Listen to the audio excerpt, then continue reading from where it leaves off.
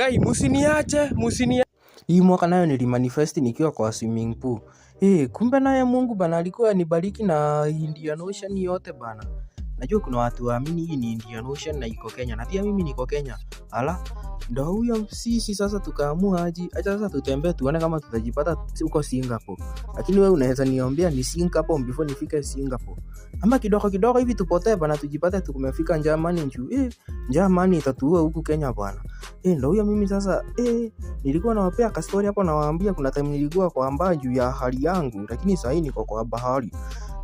Ndo sasa ikafika ni time ya kujibamba. Ndo hiyo mimi nilikuwa najipaka mchanga hapo kama mtoto mchanga hata kama sasa mimi ni mtoto simiti. Tulisemanga bana huko kujanga kwa hii life bana kufanya kazi pekee. Pia unaamua bana utenge siku moja ujienjoy bana. Hata unajikumbusha venye ulikuwa unajienjoy ukiwa mtoto bwana. Mimi ndo huyo bana nikakuja nilikuwa nalala hapo kwanza maji nilikuwa nasikia ikipiga wa muziki bwana nasikia vitu. Kwanza ni maji ya bahari bana at least naweza sema imeguzwa na maji ya bahari. Nalala hapo maji inakuja kunichokoza yenyewe bana nikufurahia nature bana. Nikufurahia bana before hata masiku zetu bana zikaribie. Ndo huyo mimi bana nilikuwa na simu huko bana nangoja maji imenibebe tu najifanya mlight kabisa.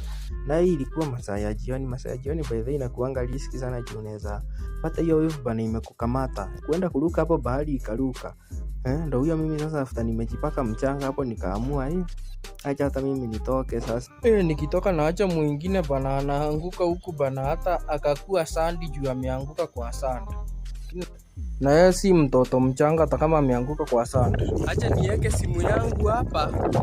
Ndo at least bana niogelee vizuri. Kwani inaenda Italy na simu yangu bana. Kanaenda China. Hebu ona man kameenda China bwana. Kameenda China na simu yangu na niko nayo.